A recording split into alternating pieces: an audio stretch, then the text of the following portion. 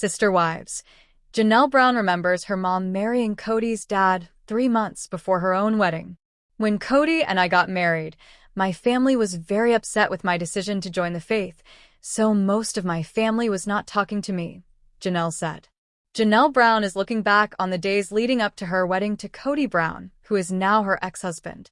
On the Sunday, December 8th episode of Sister Wives, Janelle and her daughter Maddie Brush traveled to Utah to help Christine Brown choose a wedding dress for her wedding to David Woolley. Janelle naturally thought about her own wedding to Kody.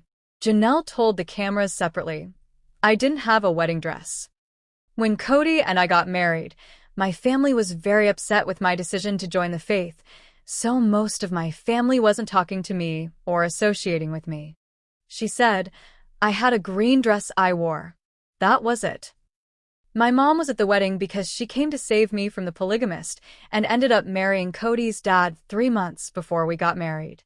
So my mom was obviously okay with it, but the rest of my family was really not okay with it.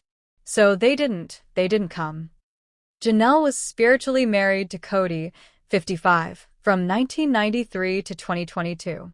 Before that, she was married to Adam Barber, who is Kody's first wife's brother, from 1988 to 1990. Janelle said in a confessional, "If I get married again, I'm probably not going to have a dress. I'm not going to do the big, white dress. I mean, I'm probably honestly going to just get married on a mountain in my jeans somewhere." During the December 8th episode, Janelle wasn't the only one thinking about her past, present, and future. While Meri was having lunch with friends, they gave her some good advice on her redeclaring. She said she would have stayed in her tumultuous marriage with Kody, who is now only married to his 4th wife, Robin Brown. "I'd love to see you get to the point where you can say, 'You know what? I loved my time with Kody and I love where I am now,'" she said. Meri responded, "That's a good point. Okay, I'll do that. I had a good time with him. I did. And now we're done." Related, Sister Wives Kody Brown shares his only regret about the state of his family and his hope for his brood, exclusive Meri, who announced her split with Kody in January 2023 and subsequently got an official divorce through her church, talked about her next chapter in a confessional. "I feel like I'm making progress," she added. "Eventually, I'll meet a guy and then who knows what will happen next." But since Sister Wives originally aired in 2010, TLC fans have been learning everything there is to know about the Brown family. Kody Brown has 18 kids with his 4 wives, Meri, Janelle, Christine, and Robin Brown. The goal of Sister Wives was to depict what plural marriage looks like in real life. Kody Brown is now only married to his 4th wife, Robin Brown. Christine Brown said she was leaving Kody in November 2021. Now she is engaged to David Woolley, who owns a plasterboard business in Utah. Janelle Brown told everyone that she and Kody Brown had split up a little over a year later in a TLC program. Meri Brown revealed that she and Kody had also broken up and that he had made the decision. The family separation, which Kody Brown calls a civil war, is still going on in season 18, which started in August 2023. Are you having trouble keeping track of the Brown family tree? We did all the work for you. The kids of Meri and Kody Brown and his first wife, Meri Brown, have a son named Leon Brown. In June 2022, Leon Brown posted on Instagram that they are transgender and use they/them pronouns. The reality personality added, "I remember the first time I knew I wasn't a girl. I was very young and unfortunately grew up in a very gendered and restrictive environment. So I kept being socialized as a girl and then a woman. And here's the thing, I'm finally ready to show the world my favorite self, which is very genderqueer, trans, and unapologetic." Meri Brown has supported her child since they came out and posted a birthday tribute to Leon over the summer. Laughter runs through their veins, strength and inner wisdom abounds. 27 years in this world, 27 years of learning, of growing, of loving. Forever proud of this kid of mine, forever grateful for their existence, she said, sharing a series of images of Leon. Kody Brown and his second wife, Janelle Brown, have 2 grandchildren and 6 children together. Logan Brown, who is 28 years old, is the oldest kid of the 2. In October 2022, he married his partner of many years, Michelle Petty. Madison, Maddie, Brown-Brush, who is 27 years old, is next in line. She is married to Caleb Brush and they have 2 kids together, Axel, 5, and Evie, 3. Maddie is pregnant with her 3rd child right now. Hunter Brown, 25, is Janelle's middle child. The happy mother said in July 2022 that her son was now living near to her and how happy she was. This mama's heart is bursting. My son Hunter is localish for the first time in 7 years. He was home during COVID for a few months, of course, but now he is really adulting and not very far away from me, she wrote on Instagram at the time. Garrison Brown, 24, is one of Janelle's 2 sons who have a strained relationship with their father, Kody. In one episode of season 17, the mother of 6 talked about their continuous fight. Kody and my boys are pretty far apart. He doesn't even want to hear what they have to say. He says, "You've hurt my feelings. You hurt my friends, Robin. You all have to come and say sorry and beg." "You know, my sons are just not going to do that," she stated at the time.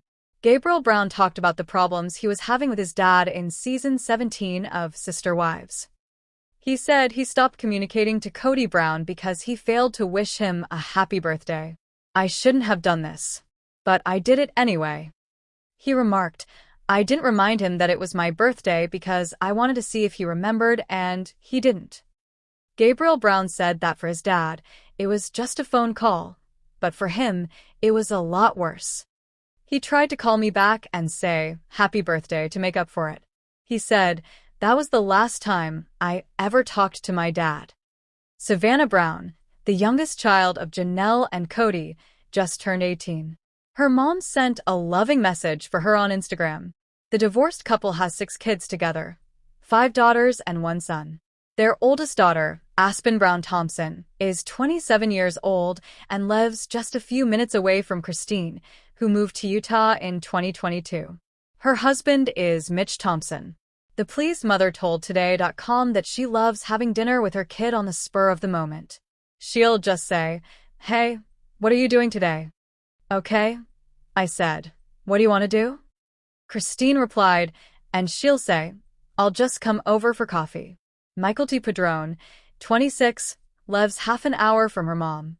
She and her husband Tony Padron have 3 kids, Avalon Asa, their daughter, who is 20 months old, and Archer Banks and Ace McCord, their twin boys, who were due in November 2022.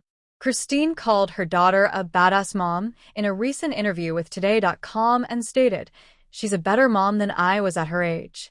Payton Brown, 24, doesn't use social media as much as some of his brothers do, but he does have a lot of pictures and videos of his mom on Instagram.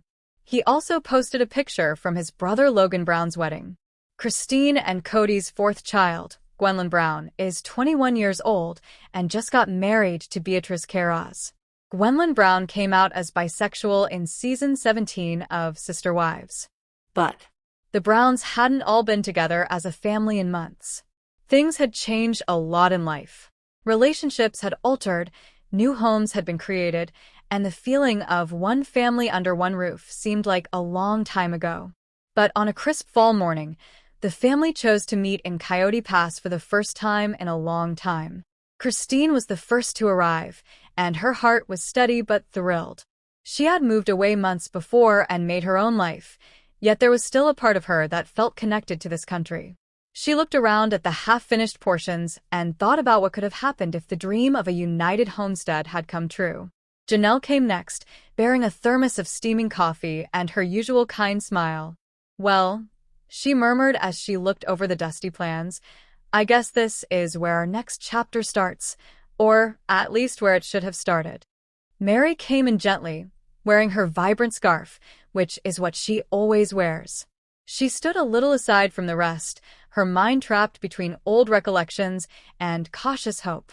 She had been through a lot of heartbreak and distance with Kody, but deep inside, she still believed that family ties might heal in ways she didn't expect. Kody's energy was as strong as ever when he finally got there, but it was also heavy from the last few years. He wanted this discussion to be about the future, not the past. He stood in the midst of the group and remarked, "We've all been through storms. But storms make the air clearer. Maybe it's time to start over, but not as the family we used to be, as the family we are now." Robin stood next to him and lightly held his arm. She agreed with him, but her eyes showed that she was worried. She said softly, "We need to change what together means for us." The talk that came after was honest and true. They talked about living in separate homes, splitting up holidays, and the chance that they might see each other less but make the time they did spend together more meaningful. It wasn't about imposing old habits. It was about accepting the change and moving on. Something unexpected had transpired by the time the sun went down behind the mountains.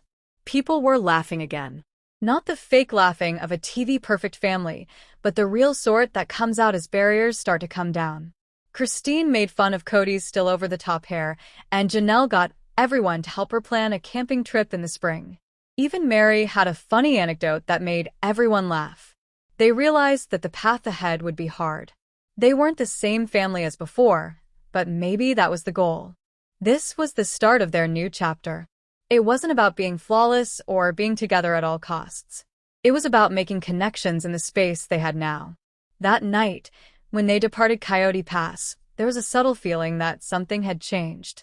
Maybe not a full reconciliation, but a spark, a reminder that family isn't just the people you live with, it's also the people you love, even when you go your own ways.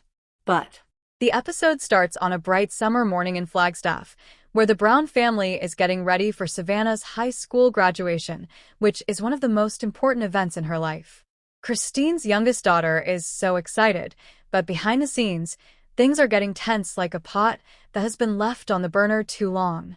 Christine is frosting cupcakes in the kitchen, while Janelle is putting up graduation pictures on the wall in the living room. Janelle tells the cameras, "We're going to keep this day about Savannah." But her voice sounds guarded, which lets viewers know she's already worrying about family politics. Get ready for the drama.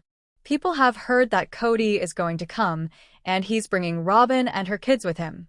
This wouldn't be a problem in a normal family, but the Browns are still getting used to life after their divorce. Christine and Janelle both want Savannah to know that she's adored, but they're worried about how awkward it always gets when Kody and his ex-wives are in the same room. Savannah, on the other hand, is determined not to let the stress ruin her day. She says to the camera in a classic teen deadpan voice, "If everyone could just be nice for 2 hours, that would be great." The sun is shining brightly in Arizona on graduation day. Everyone in the family meets at the stadium outside. Christine is in the first row with a camera, and Janelle is next to her. They're both wearing sunglasses, but it's not clear if they are to block the sun or to disguise their side eyes. Kody shows in a few minutes before the ceremony with a big bouquet and Robin by his side. The cameras from TLC stay on Christine as she stiffens in her seat while Janelle stares straight ahead at the stage. The ceremony goes well until the announcer says Savannah's name. As she walks across the platform, the crowd goes wild with clapping. But from the family section, 2 shouts break out. One from Christine and Janelle's side and one from Kody and Robin's side. It's noisy, excited, and a little too competitive. The actual storm happens at the party after graduation. Savannah wanted one enormous party.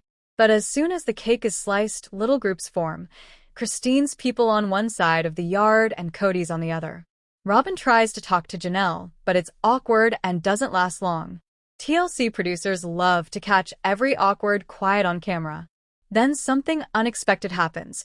Savannah steps into the yard, takes the microphone designated for speeches, and says, "I know this family has been through a lot. But today is all about me, and I want everyone to feel happy for just one day. Is that possible for us?" The crowd laughs nervously, but it works. Little by little, conversations start to cross the line. The Browns smile at each other for real for the first time in months. Savannah ends the show with a confession. "I'm not asking them to be friends again. Please give me tranquility. They can stay in the same garden for a few hours if I can finish high school." TLC concludes the program with a famous, "To be continued." Since in Sister Wives' realm, the drama never really ends. But Meri Brown closed the door of her SUV as the cold air of Flagstaff hung heavily over Coyote Pass. She had been here before, many times, dreaming about the house that was going to be built and the life that was supposed to go on. But this time, she wasn't come to see Kody or speak about family planning. This was her time, her story, and she wanted to stand on the ground one final time before she let go. 6 months had passed since she and Kody had told the world they were no longer together. The revelation didn't surprise the sister wives' followers. Most of them had watched the fractures building for years. But for Meri, the truth was worse than she had thought. She had been the first wife for decades, holding on to a relationship that had turned chilly, distant, and more like a business deal than a marriage. Kody, on the other hand, had been hard to deal with. One day, he texted her to talk about the good old days, like when they used to go for late-night rides after they got married. The next day, he would pull away, saying he needed space to focus on the other wives and kids. This back-and-forth behavior is what made Meri ultimately declare, enough. Meri was starting over in Utah now. She had taken over the family inn, Lizzie's Heritage Inn, and was putting her heart and soul into fixing it up and hosting events. People who came in would feel her warmth right away. Some people would talk about the show in hushed tones, while others would exclaim, "We're so proud of you for leaving." Meri would smile sweetly, not because she was embarrassed, but because she was starting to believe it herself. She was proud. But Kody seemed worried. Christine was gone, Janelle was far away, and now Meri had set her own limits. He told Robin at a family meeting, one of those uncomfortable, partially on-camera meetings, "It's like everyone is turning their back on the family I built." Robin tried to console him, but the truth was that even she could see that this was the result of years of imbalance. On a late winter afternoon, Kody called Meri. His voice was quieter than normal. "Meri, I drove by the inn today. I thought about stopping, but I didn't want to bother them." She thought for a moment before saying, "You wouldn't have intruded." But I think we both realized that we can't go back to what we were. There was a lull long enough for her to hear him breathe out. "Yes. I think I simply miss the good old days occasionally." She said, "So do I. But just because we miss the past doesn't mean we should live there." That was the last time they really talked to each other. From then on, their conversations were courteous and professional, like distant relatives who used to know each other's secrets, but only sent each other Christmas cards. By spring, Meri was conducting retreats at the inn for women who wanted to hear her narrative of strength. These retreats drew dozens of participants. She stood at the front of the room and talked about recognizing your worth, setting limits, and achieving happiness without needing someone else's approval. She didn't say Kody's name directly, but everyone knew what she meant. Kody, on the other hand, stayed in Flagstaff to attempt to keep the rest of the family together. He would sometimes watch an old episode of Sister Wives again, when he and Meri were laughing together at the beginning. It would make him feel something, maybe not regret, but a bittersweet realization that their time together was over for good. Meri understood deep down that moving on didn't erase the past. They had shared laughter, tears, dreams, and disappointments. But she also knew the truth. Love may change, and the best thing you can do is let it go. Meri went on a solo journey to a peaceful lake in Utah on the first anniversary of their official breakup. She said to herself, "I'm not his wife anymore," as she stood by the lake. "But I am who I am. And that's all." The wind took the words away, but the peace stayed. But the air in the Brown house was always weird. It was warm and tense at the same time, like a fire that could either make you feel better or burn the place down. For years, Kody liked to boast about how well the spouses got along in front of the camera. But behind closed doors, things were different. That night, Meri sat in her living room with a lamp casting a soothing light on half of her face. She could hear Christine's kitchen across the cul-de-sac laughing. Christine and Janelle were cooking dinner together again. Meri drank her tea and tried not to feel the familiar pain of being on the outside. Kody had been aloof with her for years, but lately the emotional gap between them felt like it would never end. He came over to her house less and less, saying that logistics and family scheduling were the problems, but Meri knew otherwise. She noticed how his eyes brightened up when he saw Robin, how easy it was for him to be around Christine's cuisine, and how he and Janelle were friends who worked together. There was a rigidity in her voice, as if every word had to go through a filter before it left his lips. Kody knocked on her door that night without calling first. She almost didn't answer, but she was too curious.